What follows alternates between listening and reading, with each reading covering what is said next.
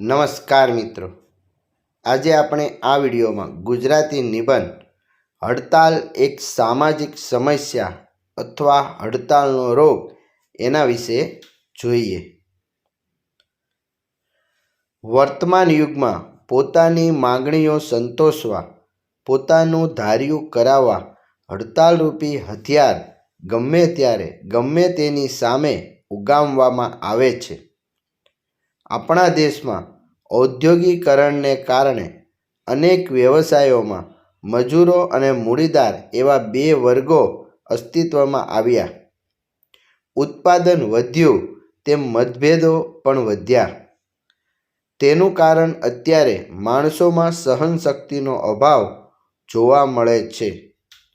હડતાલ માટે મહદઅંશે આર્થિક અને રાજકીય કારણો જવાબદાર હોય છે. આજે મજૂરો અને કર્મચારીઓને પોતપોતાના સંઘો અને સંગઠનો હોય છે. મજૂરો અને કર્મચારીઓ તેમના પગાર વધારા માટે, જુદી જુદી માંગણીઓ સંતોષવા કે બોનસ મેળવવા હડતાલો પાડે છે.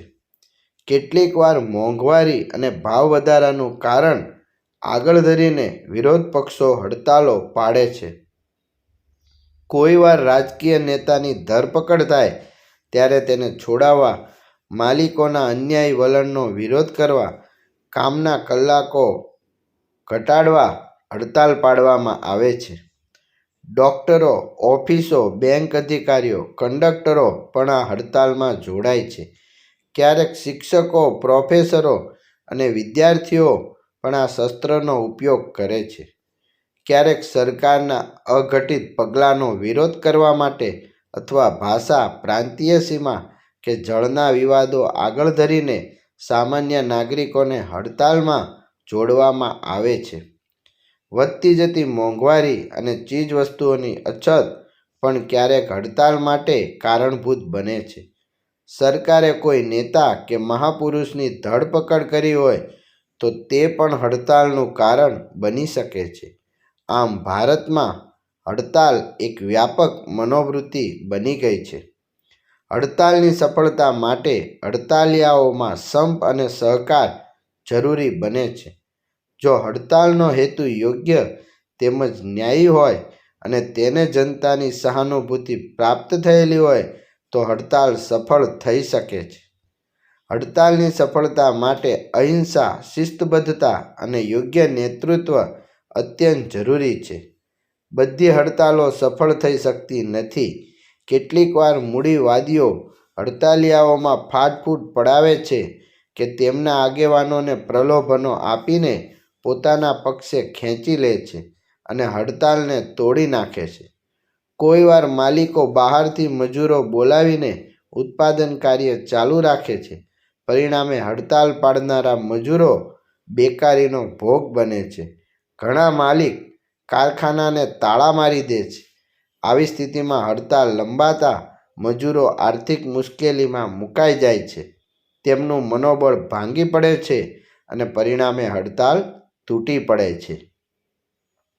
ક્યારેક હડતાલ પડાવનારા નેતાઓ આર્થિક, રાજકીય કે વ્યક્તિગત હેતુઓ માટે કામદારોને ગેરમાર્ગે દોરી હિંસક માર્ગ અપનાવે છે. આથી હડતાલીઓ જનતાની સહાનુભૂતિ ખોઈ બેસે છે અને હડતાલ નિષ્ફળ નીવડે છે. સરકારી તંત્ર સામે યોજાયેલી હડતાલમાં જો સરકાર પ્રજાની હાડમારીની અવગણના કરીને પણ હડતાલિયાઓની માંગણીઓનો સ્વીકાર જ ન કરે તો અંતે હડતાલિયાઓ ધીરજ ગુમાવીને કામે ચડી જાય છે. લોકોને મહેનતનો પાઠ ભણાવવા, ફરજની મહત્તા સમજાવવા, વારંવાર થતી હડતાલોને રોકવા સરકારે અને માલિક હડતાલિયા કર્મચારીઓની અયોગ્ય માંગણી સામે ઝૂકવું નહીં અને સખત પગલાં લેવા જોઈએ. તો જ હડતાલો પર અંકુશ મૂકી શકાશે. આયોજકોએ પણ હડતાલનો આશરો લેતા પહેલાં પોતાના દૃષ્ટિબિંદુઓ સામા પક્ષને સમજાવવા જોઈએ અને તેમના દૃષ્ટિબિંદુઓ સમજવા જોઈએ. પછી જ હડતાલનો નિર્ણય કરવો. સૌથી પહેલાં તો સમાધાનના પ્રયાસો કરવા જોઈએ. દેશની સંપત્તિને અને સમૃદ્ધિને જે નુકસાન થાય તે એકંદરે તો આપણું જ છે એ સમજવું જોઈએ. જો આ સત્ય બધા જ સમજશે તો સરકાર અને માલિકી પણ સમયે સમયે કર્મચારીઓની મુશ્કેલીઓને સમજીને તેનો ઉકેલ લાવશે. એ તેમની પણ ફરજ છે. હડતાલ એ અમોઘ હથિયાર ત્યારે જ રહેશે જ્યારે તેનો ઉપયોગ ના છૂટકે જ કરવામાં આવે. આભાર મિત્રો.